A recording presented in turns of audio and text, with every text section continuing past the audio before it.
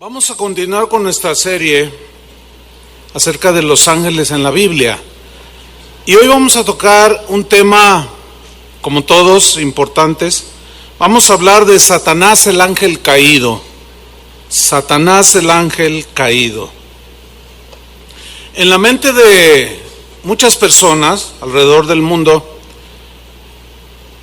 está el cuadro, cuando se piensa en el diablo, en Satanás, de un diablo color rojo, con cola, ¿verdad? Y con un trinche, y que está en el infierno torturando ahí a los malos.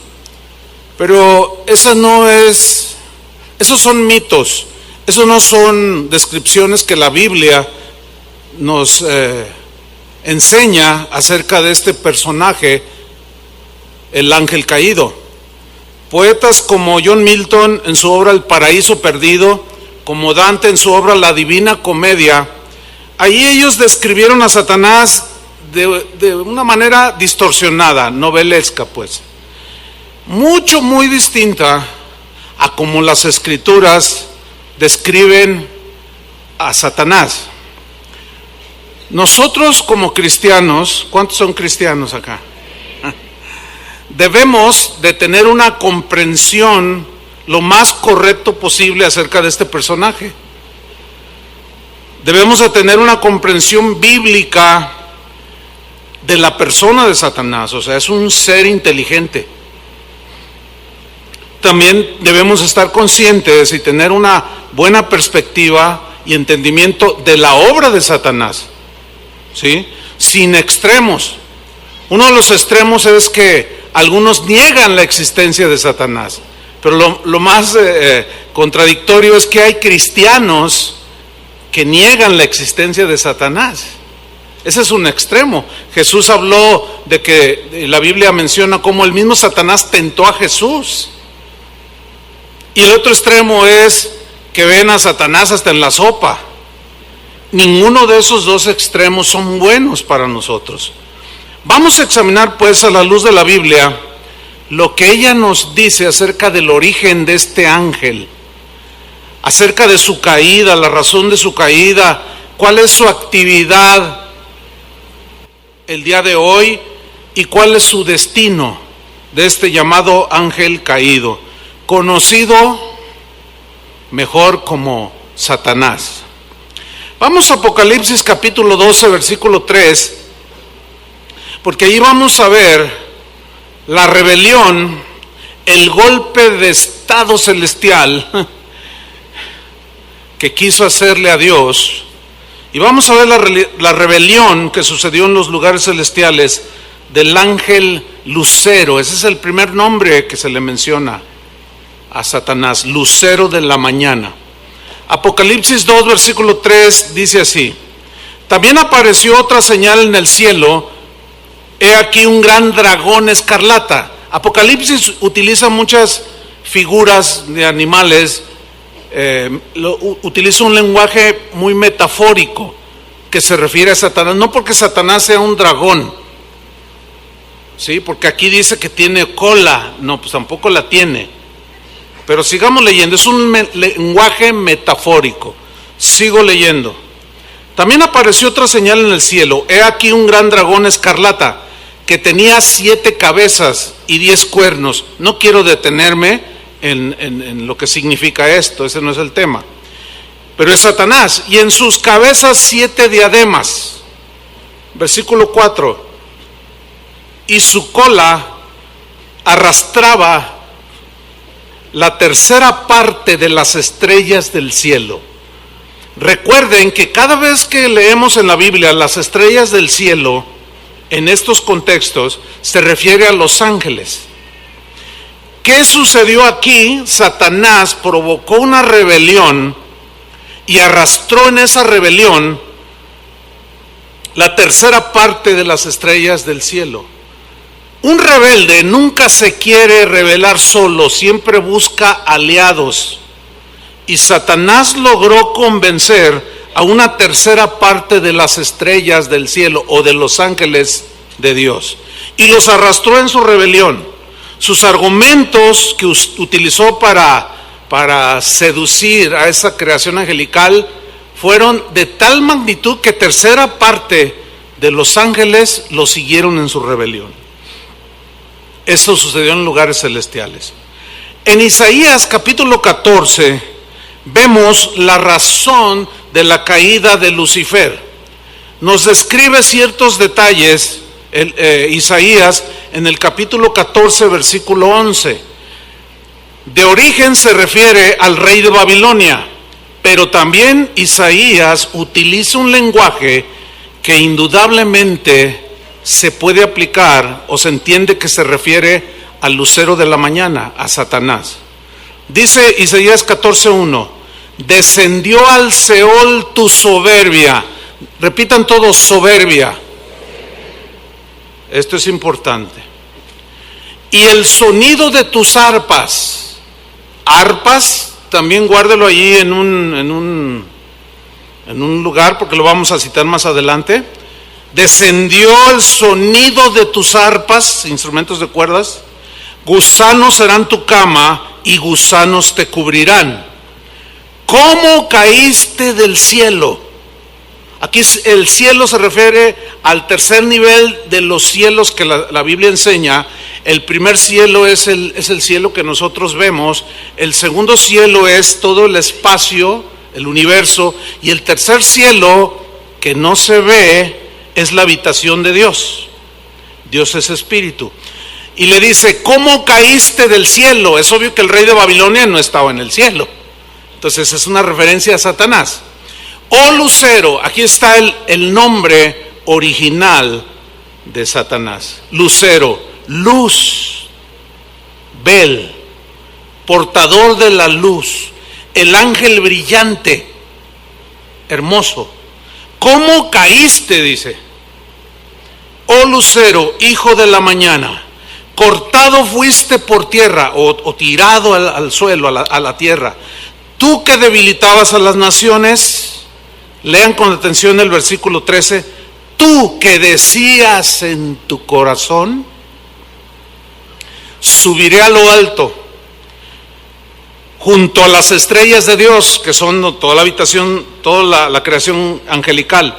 Levantaré mi trono, y en el monte del testimonio me sentaré, a los lados del norte.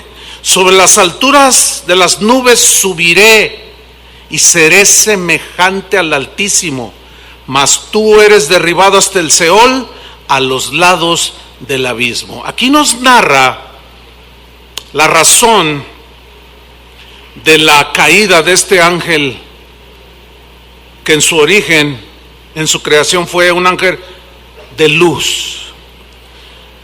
La soberbia fue el pecado que hizo caer a Satanás.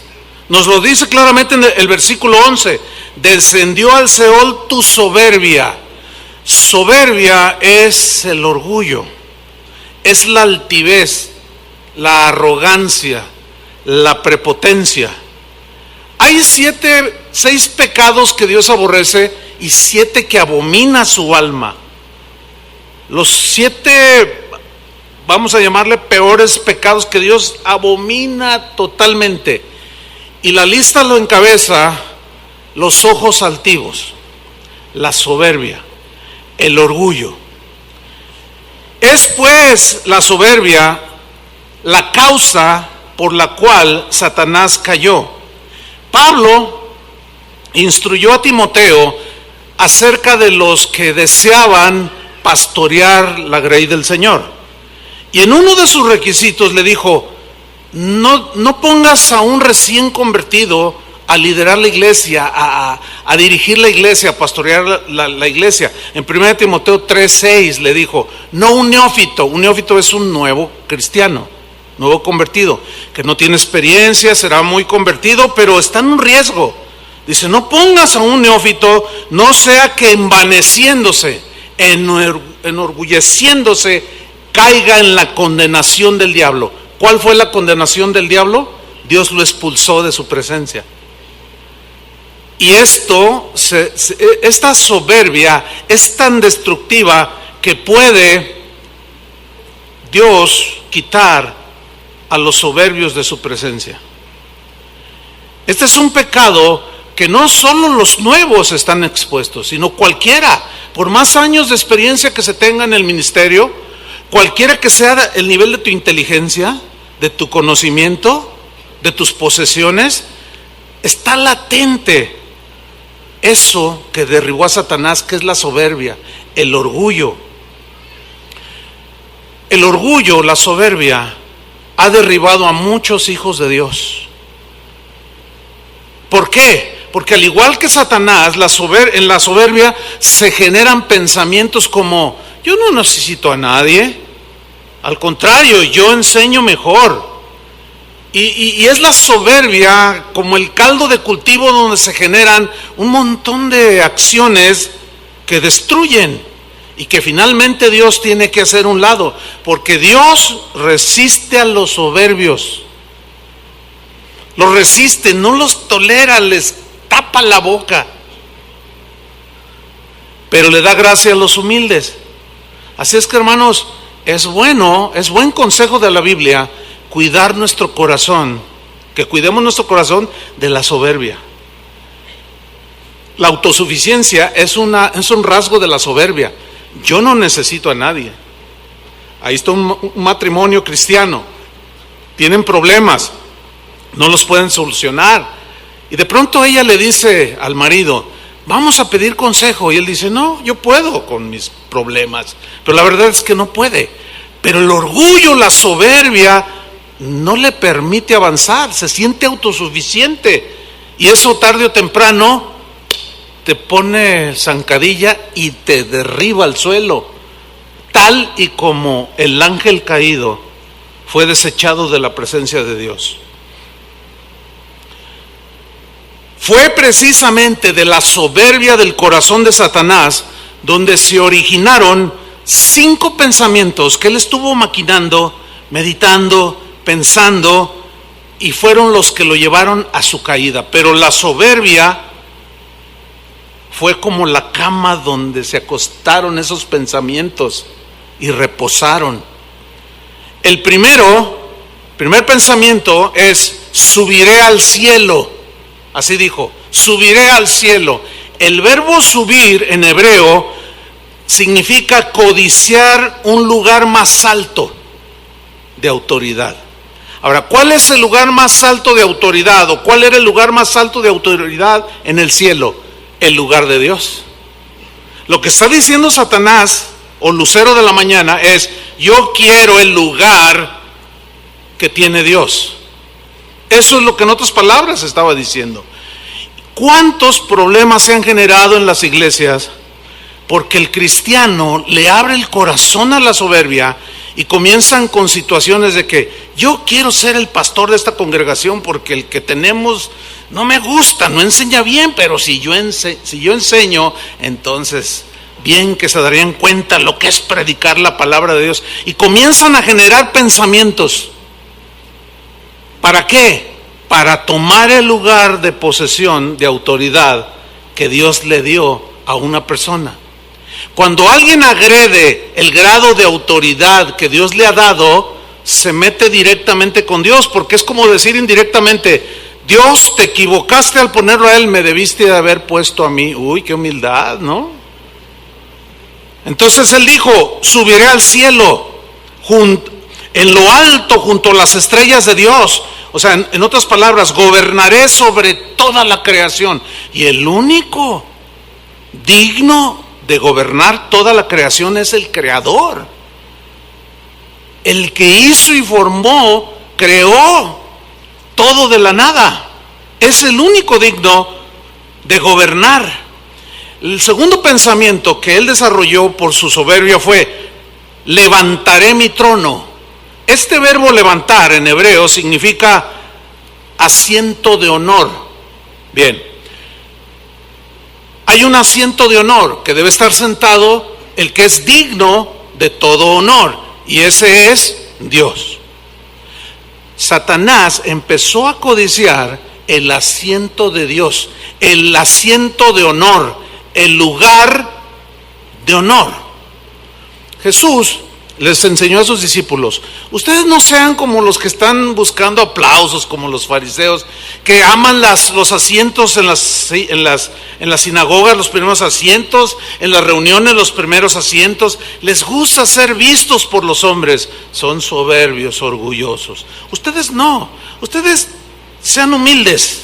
No anhelen más allá de aquello que Dios les ha dado, en posesión y en posición. Entonces la soberbia de Satanás fue: subiré a lo alto, me sentaré en el asiento de honor. Dice la tercera frase que él dijo: me sentaré. Esta frase tiene la idea, el sentido de permanecer sentado eternamente en ese asiento de honor. O sea, en otras palabras, ponerse en el lugar de Dios.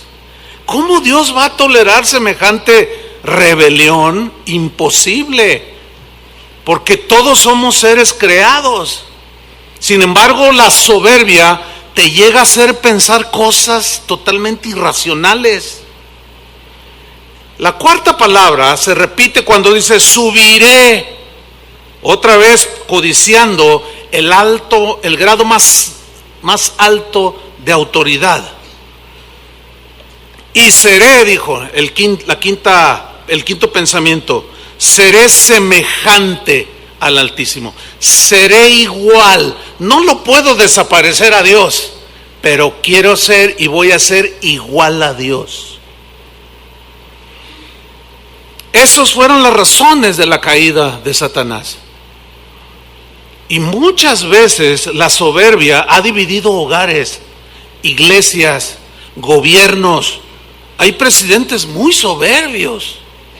No es necesario que digan nombres, pues se ven en la televisión con sus y ninguno como yo, y fuera de mí no hay otro. Y entonces, híjole, pobres gobernados. En Ezequiel capítulo 28, esas fueron la razón de la caída de Satanás. Ahora vamos a ver algo sobre su creación. Es muy interesante. Vamos a ver Ezequiel 28 desde el versículo 13. En los primeros 12 versículos Ezequiel se refiere al rey de Tiro, pero al igual que Isaías utiliza un lenguaje que obviamente de manera indirecta se está dirigiendo hacia Luzbel o Lucero, Satanás. Leamos Ezequiel 28:13. En Edén, dice, en el huerto de Dios estuviste. Es obvio que el rey de Tiro nunca estuvo en el Edén, pero Satanás sí. ¿Que no estaba allí y tomó forma de serpiente? Ahí estuvo. Entonces es una referencia a Satanás. En Edén, en el huerto de Dios estuviste. Ahora, quiero que pongan mucha atención, porque aquí nos describe Ezequiel la manera en que Dios creó a ese ser que era el brillo de la mañana, la luz de la mañana. Dice, de toda piedra preciosa era tu vestidura. ¿Qué marca fina francesa ni qué nada? Directamente Dios le fabricó y le hizo su vestidura. Pero miren cómo estaba, de qué estaba hecha y constituida. De toda piedra preciosa, de conerina, topacio, jaspe, crisólito, berilo y ónice, de zafiro, puras piedras preciosas, de carbunclo, algunas versiones traen de diamantes, esmeralda y oro. Ok, esta era realmente una vestidura impresionantemente hermosa. ¿Sí? Entonces, nada que ver con ese ser rojo, con cuernos y con cola. Satanás en su origen era el ángel más hermoso de la creación de Dios, con unos atributos que no tenían otros ángeles, que al igual que nosotros, nos dio ciertos atributos a él también, y a él le dio unos atributos impresionantes. Entonces, imagínense esa vestidura, que según los entendidos dicen que esas piedras preciosas eran incrustaciones en la misma vestidura de ese ángel que brillaba. Pero luego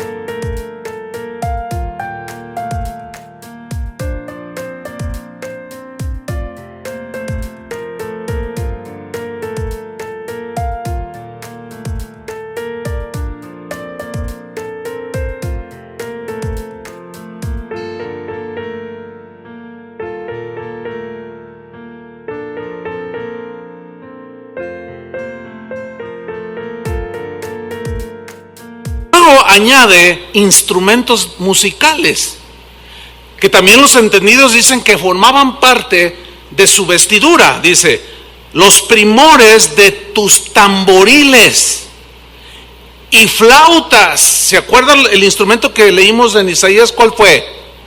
Arpas.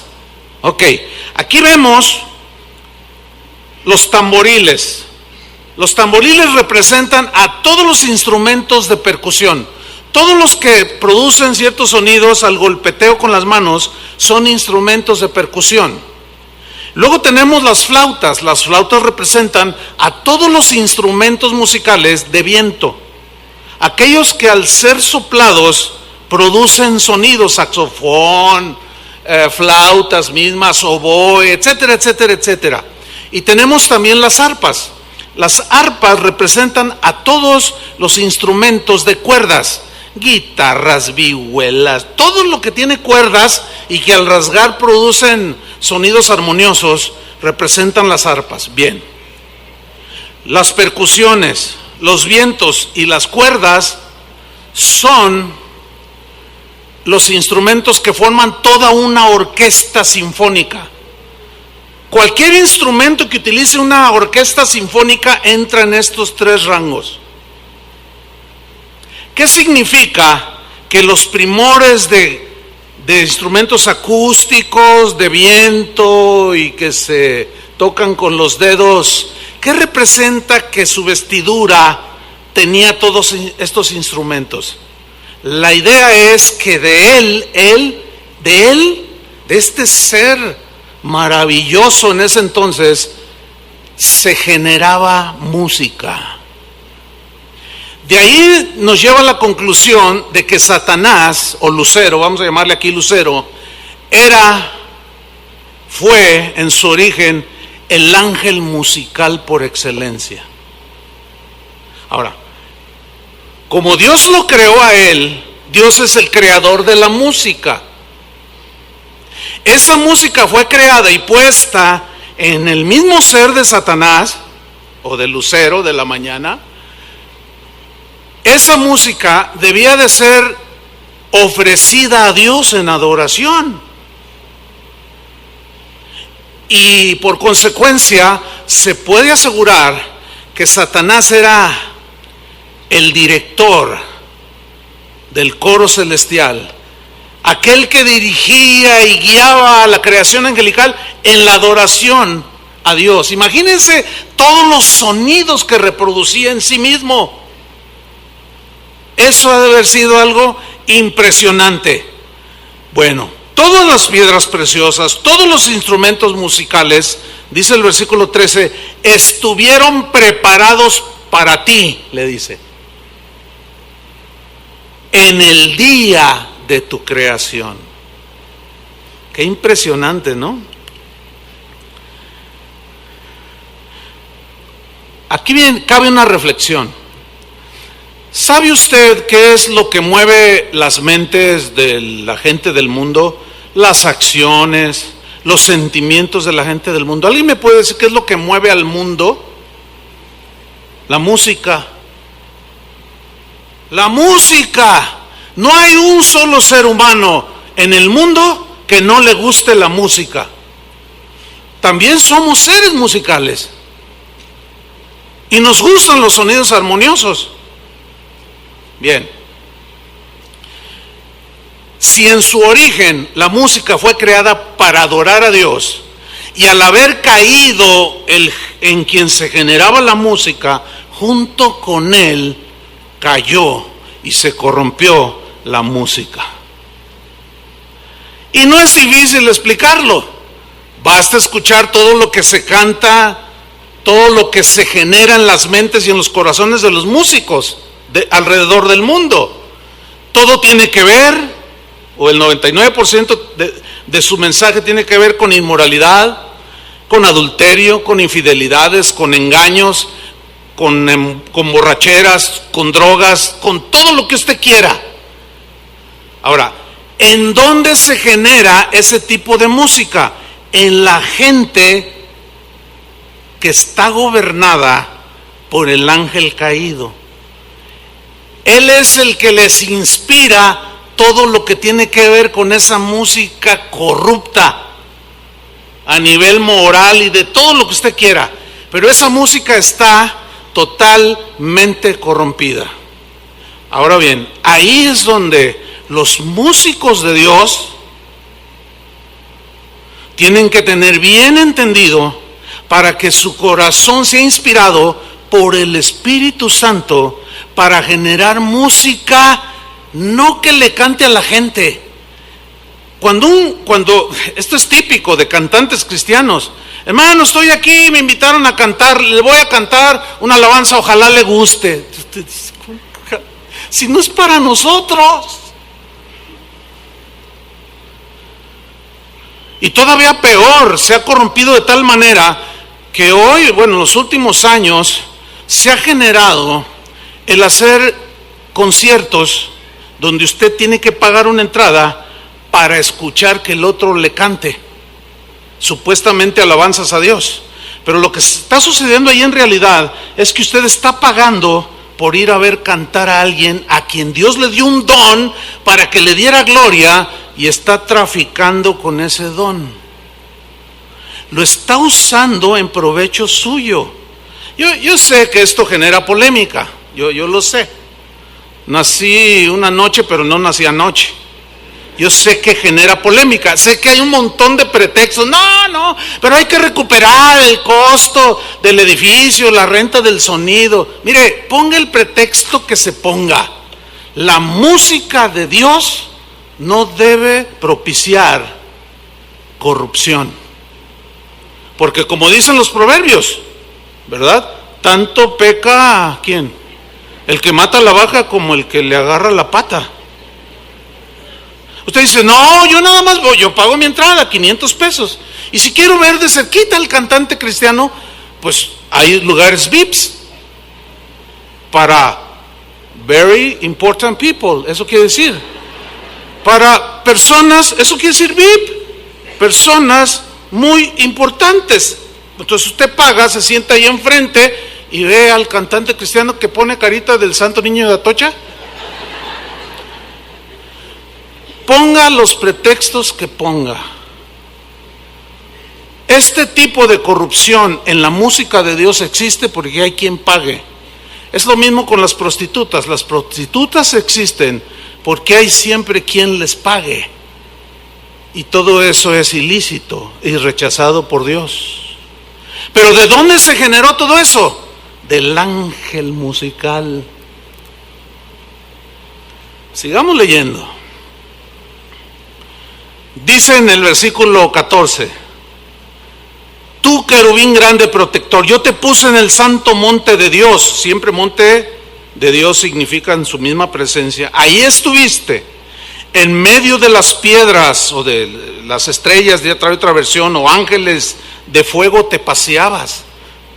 O sea que lo seguían las huestes celestiales en esa adoración. Versículo 15. Mira esta frase, perfecto eras en todos tus caminos. Perfecto significa sin tacha alguna, sin error alguno en su creación. porque Dios no pudo haber creado algo defectuoso. Pero aquí entramos en un tema difícil, un tema donde surgen preguntas difíciles de responder. Y a mí me resulta muy difícil contestarlas. Y cuando a mí me surgieron en la misma lectura de la palabra de Dios, estaba un poco, impactado, consternado, no tenía respuestas y entra en un conflicto. Pero voy a tratar de ahorrarles ese conflicto, porque se generan preguntas muy importantes aquí. Sigamos leyendo con mucha atención. Perfecto eras en todos tus caminos desde el día que fuiste creado. Pero luego mire lo que viene a continuación. Hasta que se halló en ti maldad. Esa palabra hasta habla de un momento que la Biblia no da mucha explicación de ese momento. Hasta que se halló en ti maldad. Maldad, ¿qué es la maldad? La maldad es todo aquello que va en contra de Dios, de lo puro, lo santo, lo limpio, lo íntegro, lo sincero, lo verdadero. Y aquí es donde se genera una pregunta difícil de responder. La pregunta es, ¿sabía Dios que al crear a Luzbel se iba a revelar? ¿Sabía Dios sí o no? ¿Sí o no? Sí. Por supuesto, Él era Dios. Pero luego aquí viene la segunda, que es más difícil. Bueno, y si Dios sabía que se iba a revelar, ¿por qué lo creó? Nos hubiera evitado un montón de cosas. No lo hubiera creado, nos hubiera hecho y nosotros andaríamos con las arpitas, comiendo mucha fruta en el Edén. ¿Por qué, sabiendo Dios que lo que iba a suceder, por qué aún así lo hizo? Hay una explicación que quizá llene su expectativa, quizás no lo sé. Pero Pablo hablaba de, ahorita se las doy esa explicación.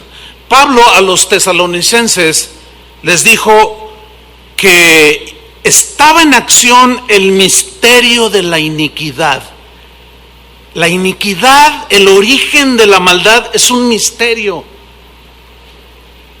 Sin embargo, en esa búsqueda del origen de la maldad, algunos teólogos sinceros y algunos creyentes aún en la actualidad aseguran y dicen que fue Dios el creador de la maldad. Esa es una aberración, hermanos, porque Dios no puede tentar a nadie para que haga lo malo, si de ahí nos sacó por su sacrificio en la cruz de su Hijo. ¿Cómo va a ser Dios mismo el creador de la maldad? Sin embargo, a esa conclusión han llegado algunos cristianos que hay por ahí, son hermanos en Cristo, pero ellos aseguran eso, porque todo lo creado fue creado por Dios. Pero Pablo lo llama el misterio de la iniquidad. Una respuesta que tal vez satisfaga, a mí me satisface, pero quizás no a todos, es acerca del origen de la maldad. Mire, Dios creó a los seres angelicales, incluyendo el lucero de la mañana, y a nosotros los seres humanos, con la capacidad de tomar decisiones morales de manera personal. ¿Cuándo nació la iniquidad en el corazón de Satanás, la soberbia? Es un misterio. Lo único que podemos asegurar es que cuando surgió eso, como Dios no hizo ángeles robots, ni seres humanos robots programados para que hicieran lo que Él quería que hicieran, sino nos hizo seres sensibles, con capacidad de palpar, de sentir, de discernir entre lo bueno y lo malo, y que finalmente la decisión de seguir lo bueno y lo malo la tomaría, en el caso de los humanos, nosotros mismos. Por eso le dijo, de todos los árboles del huerto puedes comer, menos de este, porque si comes de este morirás, le dijo. Claro, ya se había originado la maldad en el corazón de Satanás. ¿Sí? ¿Cómo? sigue siendo un misterio. Pero Pablo dice que cuando estemos con Él, todas esas cosas que hoy no entendemos y que son misteriosas como esa, entonces las conoceremos y sabremos cómo se originaron. Y yo pienso esperarme. Tampoco me quita el sueño saber el origen de la maldad. Lo único que nadie tú puedes debatir lo que yo acabo de decir, pero no puedes debatir que la maldad es real. Hay alguien que puede decir, no, la maldad está en la mente. No, son imaginaciones tuyas. No hay nadie aquí ni en el mundo que pueda negar la realidad de la maldad. Basta ver a nuestro alrededor. Acabo de escuchar una estadística aquí en Jalisco. El asesinato a mansalva, con dolo, donde cazan a la persona, le paga a alguien para que mate a otro, ya rebasó el porcentaje el mes de enero en relación con el 2017. Todos los días hay ejecuciones en esta ciudad. No me diga que eso es inspirado por el Espíritu Santo. La gente dice, me siento insegura de vivir en este país, en esta ciudad. ¿Por qué? Porque hay un montón de malandrines alrededor que te roban tu cartera, te roban tu celular, se meten a tu casa. No me diga que eso es bueno. Eso se llama maldad. No me diga que no es maldad el que un padre abuse sexualmente de su hija. Eso es abominable.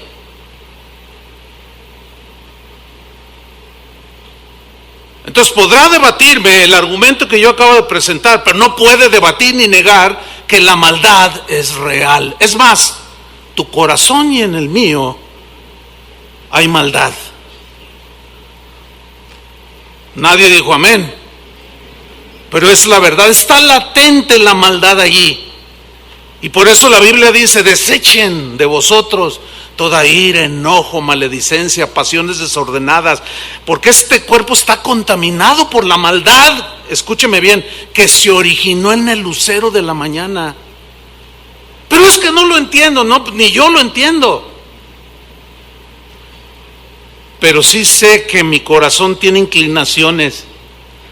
Cuando alguien dice algo que me ofende, de pronto digo, no, si tuviera una 45, soy re bueno para tirar. No, pues le daba aquí en la frente. Y de pronto, caray, no, pues ¿de dónde salió eso? Pues salió de donde está latente. Aquí está en nuestro ser.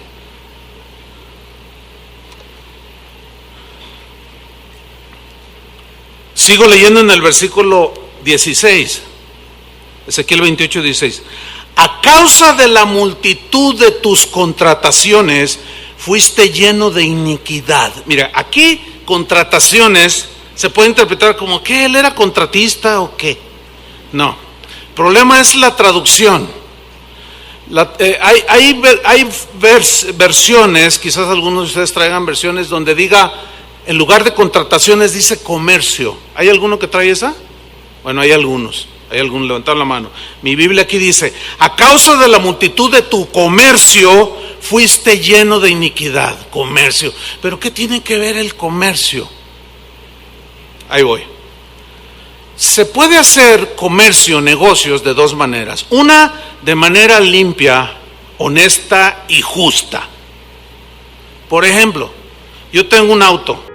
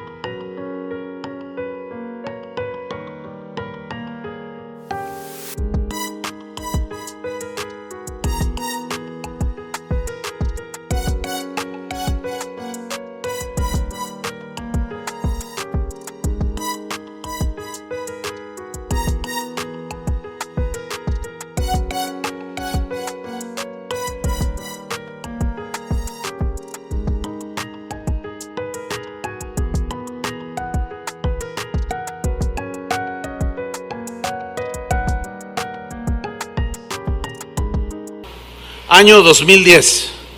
su precio cotizado, 100,000 pesos, vamos a ponerle, 100,000 pesos, está en buenas condiciones.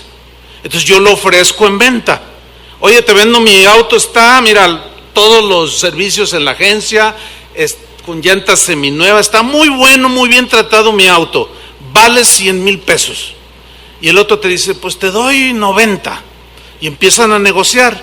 Entonces tú dices, bueno, ni tú ni yo, dame 95. Y quedan todos bien contentos.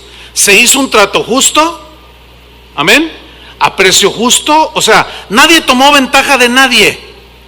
Nada más fue como un intercambio. Yo necesito dinero y tú necesitas un carro.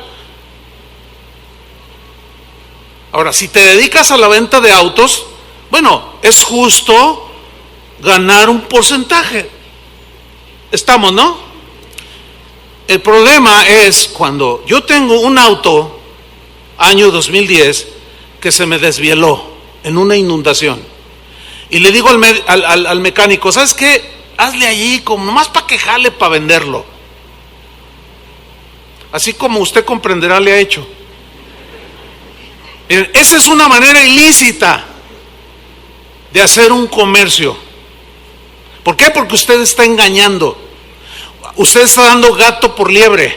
¿Alguna vez lo han engañado en eso? Se siente horrible. Bueno, a Satanás se le dieron muchos atributos. Muchos atributos. Entre ellos, generador de música.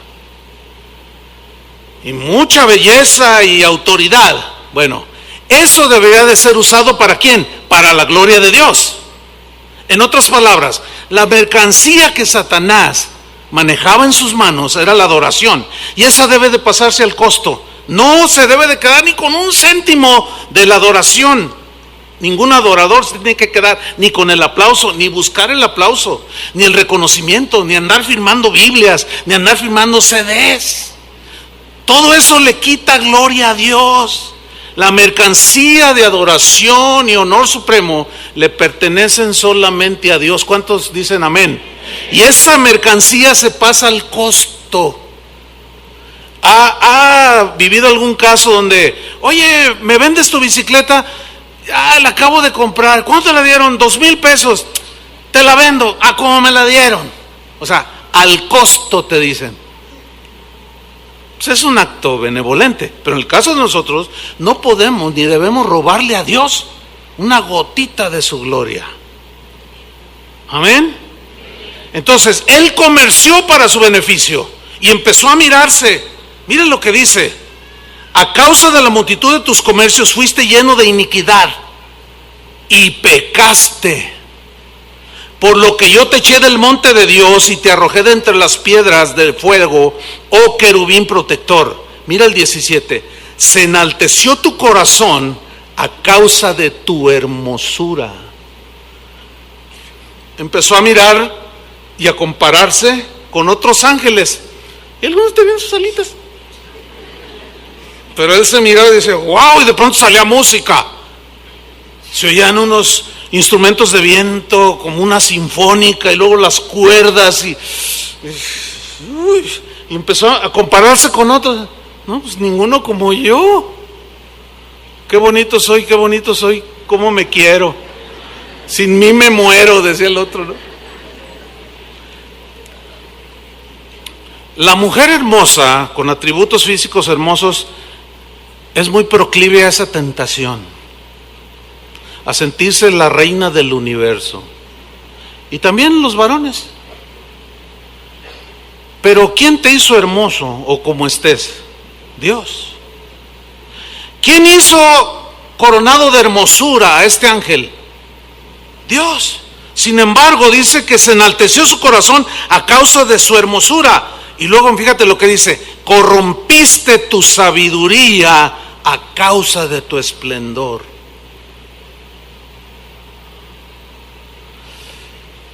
De entonces a la fecha, el misterio de iniquidad nos contaminó. Hoy vemos, por ejemplo, que la política está totalmente corrompida. Quien diga que no, de plano, ¿en qué mundo vive? Y no dije todos, pero la mayoría de los líderes políticos son mentirosos, embusteros y ladrones. Pero no solo esa esfera la corrupción ha permeado, también en la familia hay corrupción, también en los negocios, en las empresas, en las relaciones diplomáticas, en la policía, en tránsito, en la familia, lo más triste, en la iglesia. No porque la iglesia como organismo vivo sea corrupto, no, sino que los miembros de la iglesia de Cristo se dejan arrastrar por la corrupción, por la iniquidad que se generó en el corazón de Satanás. Por eso la Biblia al ángel caído lo menciona de distintas maneras en la Escritura. Vamos a ver las más mencionadas en la Biblia. No podemos ver todos, son bastantes adjetivos, pero el más conocido nombre que se refiere la Biblia al lucero de la mañana es Satanás. Es el más conocido. Satanás significa adversario, enemigo. En este caso, Satanás se constituyó en el momento en que surgió la iniquidad y empezó a decir: yo me voy a sentar en el trono de Dios, seré igual a Él. En ese momento se convirtió en enemigo de Dios, adversario de Dios. Pero también es nuestro adversario. Y aquí es donde quizás esté la respuesta para algunos que comienzan sus caminos en el Señor. Porque seguramente hemos oído, yo he escuchado muchas veces lo siguiente: cristianos que inician en su vida cristiana y de pronto dicen: pastor, ore por mí, no sé qué me pasa, como que todo se me volteó, como que nada me sale. Y luego dicen: cuando yo no era cristiano todo me salía bien, y ahora hasta el perro me ladra, el gato me rasguñó,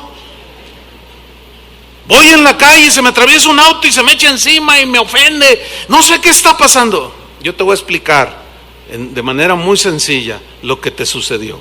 En el momento en que entregaste tu vida a Cristo, tú antes de entregar tu vida a Cristo, estabas en poder del gobernador de este mundo, se llama Satanás. Estabas bajo su dominio, hacías todo lo que él te decía que hicieras. Pero cuando recibiste el mensaje, lo creíste y te arrepentiste y fuiste lavado con la sangre de Cristo, dice la Biblia, que fuiste trasladado del reino de las tinieblas al reino de la luz, de su admirable luz. En ese momento, cuando tú fuiste trasladado, saliste del reino de las tinieblas, de la corrupción moral, espiritual y de todo. Y por consiguiente te echaste enemigo a Satanás. Él es tu adversario, él es mi adversario. Pablo en 1 Tesalonicenses capítulo 2 versículo 18 menciona una de las actividades que hace Satanás como enemigo de nosotros. Él quería ir a ver a los cristianos en Tesalónica, pero miren lo que pasó.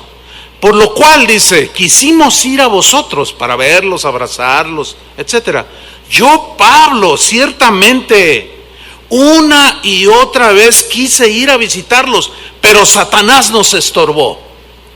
El enemigo, el adversario, me estorbó. Pablo no dice en qué consistió el estorbo, pero él se dio cuenta que Satanás le estorbaba. Esa es una de las actividades que Satanás sigue haciendo. Satanás te estorba para que seas mejor padre de familia. De muchas maneras lo hace. Y te estorba, haciéndote que inviertas tu tiempo en cosas que no te dejan ningún provecho, en lugar de estar con tus hijos, de documentarte, de venir al evento de matrimonios para que aprendas que todo se origina en casa. Y él te va a poner un montón de estorbos, de muchas maneras, pero tú te vas a dar cuenta. Igualmente estorba a algunas mujeres para que sean virtuosas. Estorba a pastores para que no cumplamos nuestra función de cuidar y de dirigir y de alimentar el rebaño. estorba los planes de Dios o los propósitos de Dios. Jesús les dijo a sus discípulos: es necesario que yo muera. Me van a matar, les dijo, pero voy a resucitar. Y Pedro se adelanta y le dice: Señor, en ninguna manera te acontezca esto. ¿Y qué le dijo Jesús? Quítate delante de mí, Satanás. ¿Por qué no le dijo diablo? ¿Por qué no le dijo Belcebú? ¿Por qué no le dijo serpiente antigua?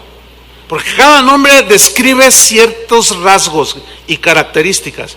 Y ahí Pedro estaba haciendo la función, instigado por Satanás, obviamente, en un pensamiento que le cruzó, que no fue inspirado, ni llegó por el Espíritu Santo, sino por el de mente perversa, que es Satanás. Y Jesús le dijo: quítate delante de mí, Satanás, porque no pones tu mira en las cosas de Dios, sino en las de los hombres. En ese momento Pedro se constituyó adversario mismo. A veces, hermanos, nosotros hacemos la función y el trabajo de Satanás. Estorbamos a nuestros hijos para que los sirvan a Dios. Estorbamos que Dios se glorifique en una reunión. Por eso es que tenemos que optimizar nosotros el tiempo. No podemos perder el tiempo. A mí me han dicho: ay, pastor, ustedes cuando se sube a predicar, luego, pues, ¿y qué querían? Que les tire un rollo de 15 minutos de que, ay, hermanos, fíjense, ay, ayer me la pasé bien suave, ganó el Atlas. Ay, fíjense que quién sabe qué, y más suave me la pasé porque perdieron las Chivas. Imagínense que, o sea, no digo que también esté uno así, pero 15, 20, 30 minutos, no, eso sería un error. Y todo eso nos estorba, hermanos. Pablo, o la carta a los Hebreos, dice que quitemos de nosotros todo lo que nos estorba. Y Satanás es experto en estorbarnos, hermano, y hace su función. Otro nombre que se le da al lucero de la mañana es diablo. Diablo significa calumniador. ¿Qué es un calumniador? Es alguien que dice mentiras de otro. Por ejemplo, los fariseos, a quienes Jesús les dijo: su padre es el diablo, les dijo, su padre es el calumniador. Esos fariseos calumniaban a Jesús y lo tachaban de que tenía demonio, que era un borracho, que era un comilón, que le gustaba meterse con gente inmunda, andar con ellos. Lo estaban calumniando. Ese es un calumniador, alguien que habla de supuestos defectos, a veces son ciertos, pero que los magnifica también. Y estaba yo pensando y dije: híjole, respecto a las redes sociales, y por ahí se me salió un pensamiento: no creo que vino del diablo, tampoco de Dios. Digo, estaba yo pensando, mente humana quizás, y dije: se me hace que el Facebook fue inspirado en la mente de Lucero. ¿Por qué? Porque es el lugar ideal para destruir matrimonios. Porque te pones a buscar a tu novia de la secundaria.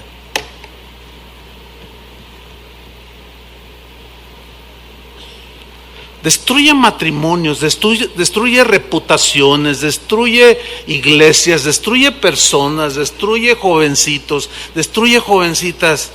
No estoy diciendo que no lo usen, tiene su lado bueno, no me voy a ir al otro extremo, pero qué difícil es controlarlo. En la mañana alguien me dijo: oiga, pastor, yo le he enviado unos mensajes a su Facebook y no me los contesta. Es que yo no uso Facebook. O sea, yo no lo... Hay como 7 páginas piratas que ponen fotos mías y supuestamente... Yo no uso Facebook. Tengo abierto un Facebook, una página de Facebook, para entrar a la página de Casa de Oración, pero yo no ando ahí con el Messenger y esas cosas, no. ¿Por qué? Pues es una decisión mía, no quiero. O me dedico a contestar Facebook, o me hago pastor facebookero, o me dedico a estudiar la Biblia, a alimentar y a cuidar al rebaño. Pues yo decidí lo último. Ahora, si quieren que sea facebookero, pues lo hacemos. Imagínense desde mi casa, ¿verdad? ¿Estás en la iglesia? Sí. ¿Quién está predicando? Nadie. Ay, Dios, ¿qué estoy haciendo aquí? Calumniador. Efesios 4:27. Miren lo que dice este cortito versículo. Dice, ni deis lugar al diablo. Ah, caray, a ver. ¿Puede acaso un cristiano darle lugar al calumniador? Ah, vaya que sí. El contexto del capítulo, de este versículo, mejor dicho, es el contexto anterior, habla, no mintáis los unos a los otros. Hablad verdad cada uno con su prójimo. Airaos, pero no pequéis. O sea, te puedes enojar, pero controla el enojo. Que el enojo no te arrastre y golpees a tu esposa con el puño cerrado, o patees a tus hijos, o te pelees con el perro del vecino, o que tengas ese carácter tan fuera de control que te haga cometer tonterías y vayas a parar a la cárcel. Porque hablar mentira a tu esposa, le das lugar al calumniador. Porque al no decirle la verdad y decirle una mentira, cuando la verdad sale a la luz, el diablo te hace pedazos, porque él es el calumniador. Ahora, lo triste de este asunto de diablo como calumniador es que hay algunos que dicen que son cristianos, y no se duda que lo sean, pero de pronto vemos a algunos cristianos haciendo el trabajo de diablo. Si yo les pregunto a ustedes, ¿qué son ustedes? ¿Hijos de Dios o son diablos?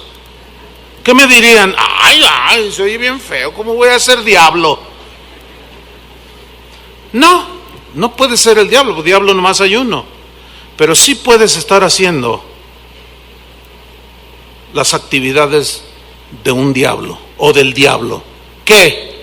Calumniando, hablando, diciendo cosas que ni te constan que son reales, pero como viste un video en YouTube, o porque alguien te mandó en Messenger un comentario, o porque alguien te escribió un correo electrónico y te dijo, no, ya supiste que esto y lo otro, me dijeron. ¿Y tú cómo sabes? Me dijeron, alguien me comentó que esto, y tú ya lo diste por un hecho. Y eso lo riegas por todas las redes sociales.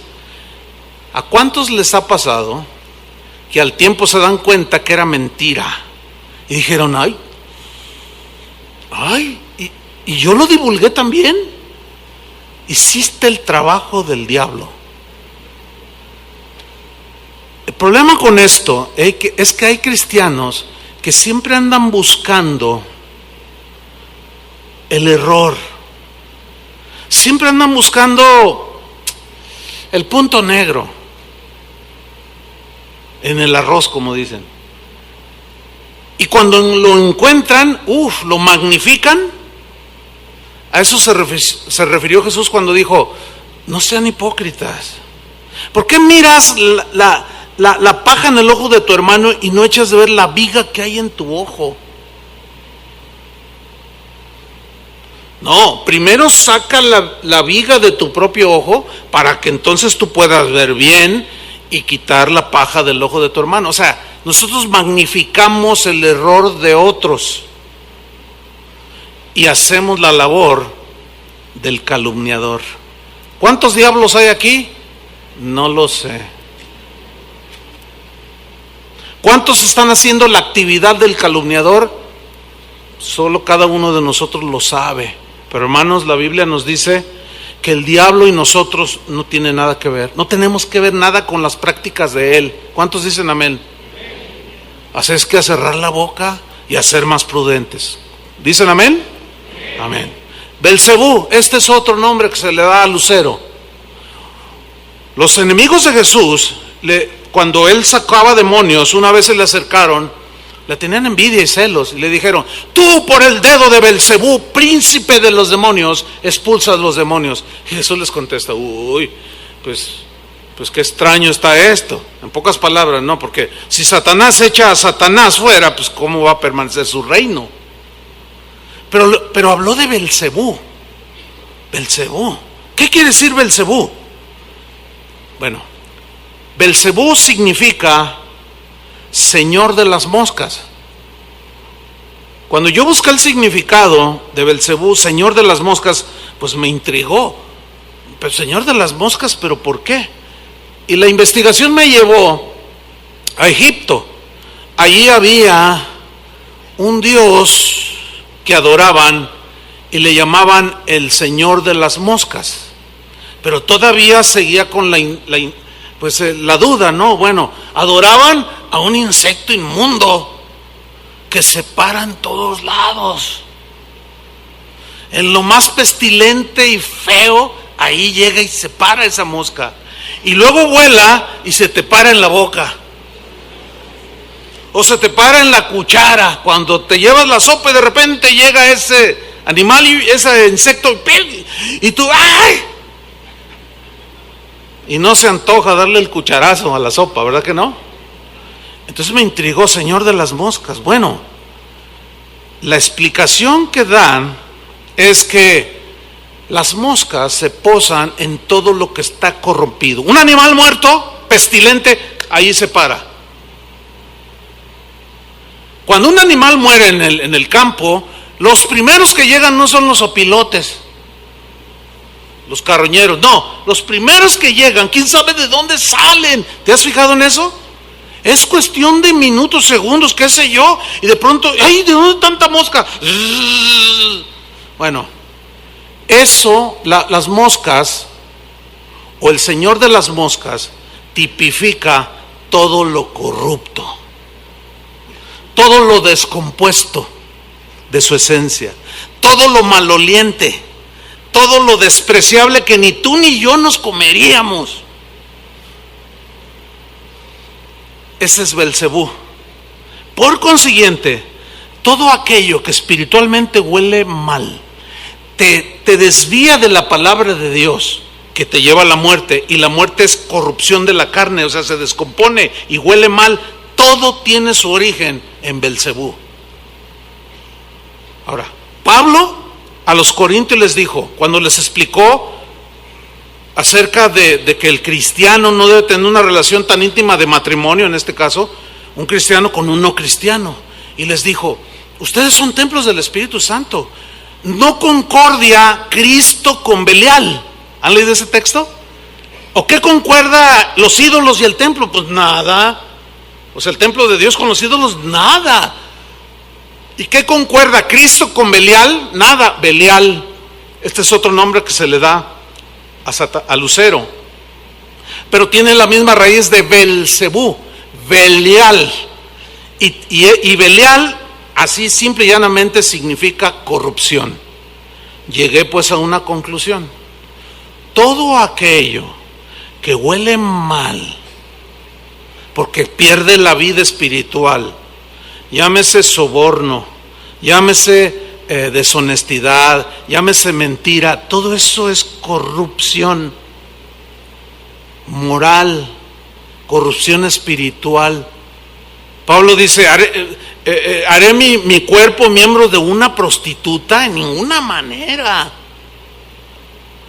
Todo aquello que huele mal delante del Señor es originado en Belcebú, el príncipe de los demonios. Y ya hablaremos de los demonios. En Juan 8:44, Jesús da una descripción del lucero de la mañana totalmente contundente. Vamos rápido, Juan 8:44. Se le acercan los enemigos de Jesús, lo querían matar, no les caía bien. Y dice Jesús, ellos argumentaban, nosotros somos hijos de Abraham. Y Jesús les dijo, nomás porque son del linaje de Israel, son hijos de Abraham. Y miren lo que les contesta Jesús: vosotros sois de vuestro padre el diablo. Ay, Dios. Aquí Jesús está estableciendo una verdad. ¿Cuál es esta? Seguramente usted ha escuchado gente que dice, todos los seres humanos somos hijos de Dios. Eso no es verdad bíblicamente. Lo que es bíblico es que todos los seres humanos somos creación de Dios, pero no todos son hijos de Dios. Los hijos de Dios son aquellos que han sido lavados con la sangre de Cristo, que se han arrepentido de sus pecados y han dejado la vida de tinieblas y ahora caminan una nueva vida en Cristo. Mas a los que le recibieron, a los que creen en su nombre, les ha dado la potestad de ser, ¿qué? Llamados hijos de Dios. ¿Son todos hijos de Dios? No. Por eso Jesús lo distingue aquí y lo deja en claro. Ustedes, les dijo a esa gente de su tiempo, vosotros sois de vuestro padre el diablo. Ay, Dios. A ver, les voy a hacer una pregunta que suena fuerte, pero se las tengo que hacer. ¿Quién es tu padre? Más te vale que sea Dios. Más nos vale que sea Dios. Sigue diciendo Jesús. Y los deseos de vuestro padre queréis hacer. Claro. Padre significa generador de vida, en que se origina. Y no me digas que ese sentimiento de vengarte viene de Dios. Viene del padre de la maldad, de Satanás. Y los deseos de vuestro padre queréis hacer. Miren lo que dice, él ha sido homicida desde el principio. ¿A qué principio se refiere? Él mató a Adán y a Eva con una mentira y sigue matando con mentiras. Y no ha permanecido en la verdad, porque no hay verdad en él. Más contundente no puede ser. Cuando habla mentira, de suyo habla. Él es, dice, porque es mentiroso y es padre generador de mentira. De manera que cuando mentimos de manera deliberada, estamos haciendo una actividad diabólica, satánica, que Dios rechaza. Y por eso dice, apartaos, hijos míos, apártense de las palabras corrompidas, de los malos deseos, caminen en santidad. Ese es el mensaje de Dios. También se le nombra el tentador. Cuando Jesús dice que fue llevado por el desierto y vino a él el tentador en Mateo 4:3 y le dijo, si eres hijo de Dios, di que estas piedras se conviertan en pan. Esto habla de que Satanás tentó a Jesús en su necesidad de una situación cotidiana. Tenía hambre. Y aquí hay una lección. En tus necesidades, fíjate bien, materiales, físicas y aún espirituales, en esa necesidad que tú tienes hay un riesgo de ser tentado. Un hermano narró, leí una historia hace muchos años, narró que en uno de sus libros que su esposa había muerto. Estaba muy triste, habían durado como 60 años de casados. Y él, llegando de haberla sepultado, estaba ahí en su cuarto y estaba ahí recordándola, y estaba yo en ese momento de tristeza y debilidad, y de pronto dice, mi cuarto se iluminó con una luz indescriptible. Yo dije, Señor, ¿qué es esto? Pero yo no levantaba mis ojos, narra en su libro. Dice, de pronto, él estaba sentado así en el borde de la cama, y dice, y enfrente de mí mis ojos pues daban al piso, yo estaba inclinado, vi a un ser con vestiduras hermosísimas, resplandecientes, que tenía en su vestidura incrustaciones de piedras preciosas, instrumentos musicales, y se empezó a escuchar una música tan melodiosa a los oídos que de pronto dije, ay, ¿qué es esto tan celestial? Es un ángel, dice, pero cuando le vi la cara, algo le vio. Él no lo describió, pero dije, cuando vi sus ojos, dije, eres tú, Satanás.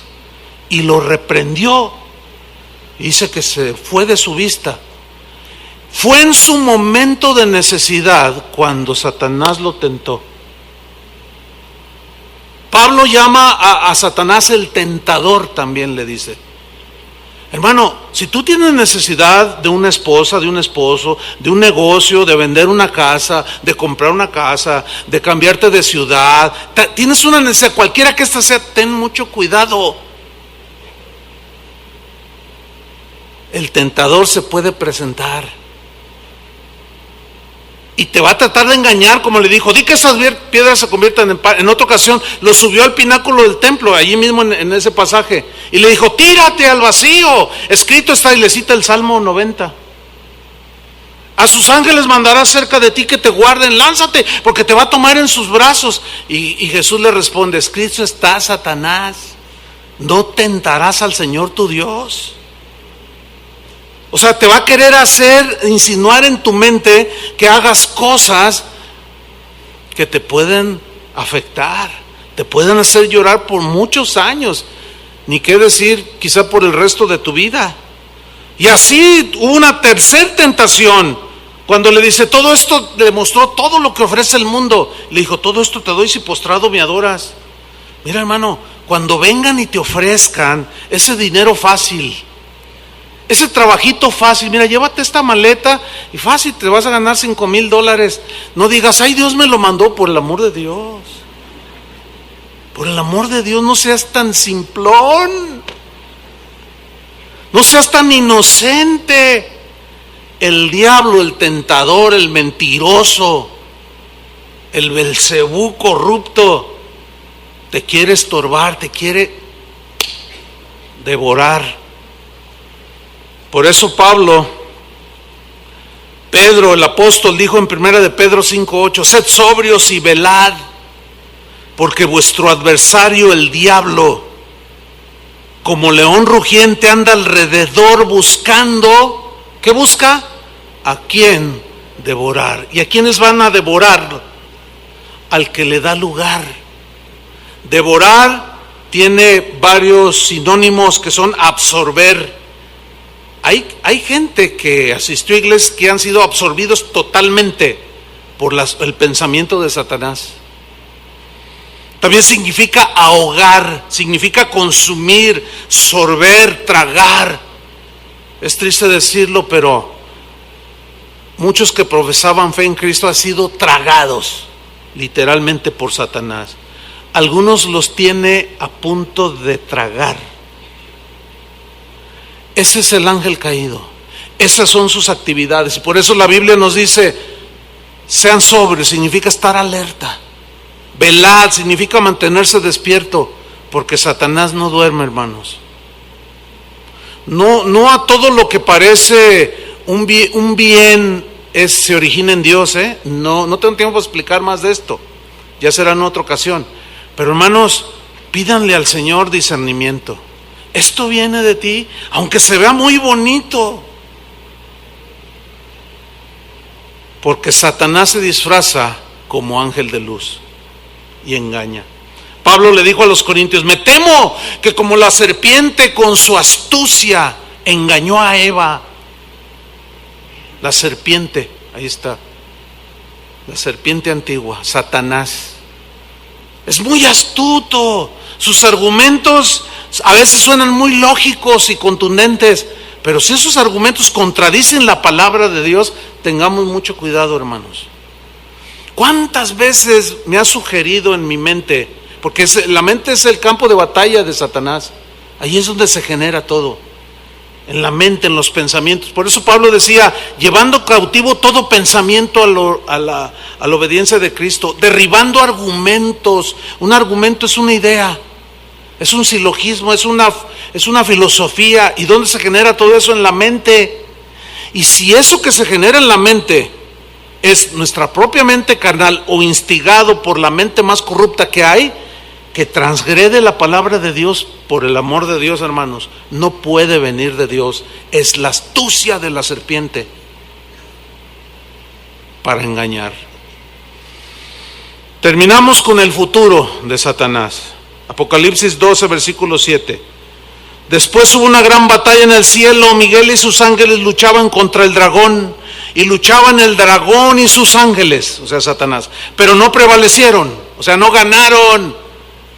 Perdieron la batalla, ya su destino está sellado. Ni se halló ya lugar para ellos en el cielo. Versículo 9, y fue lanzado fuera el gran dragón, la serpiente antigua, que se llama Diablo y Satanás, por si alguno dudara que es el mismo. El cual engaña al mundo entero. Fue arrojado a la tierra y sus ángeles fueron arrojados con él. Entonces oí una gran voz en el cielo que decía, ahora ha venido la salvación. ¿Cuántos ya tienen la salvación? Ya somos libres de la potestad de las tinieblas, hermanos. Mayor es el que está en nosotros que el que está en el mundo. Ciertamente nada ni nadie nos puede tocar. Somos protegidos por Dios mismo y por sus ángeles que permanecieron fieles. Pero no le demos lugar al diablo. Esa es la advertencia para nosotros hoy. No le des lugar al ángel caído y a sus huestes. No.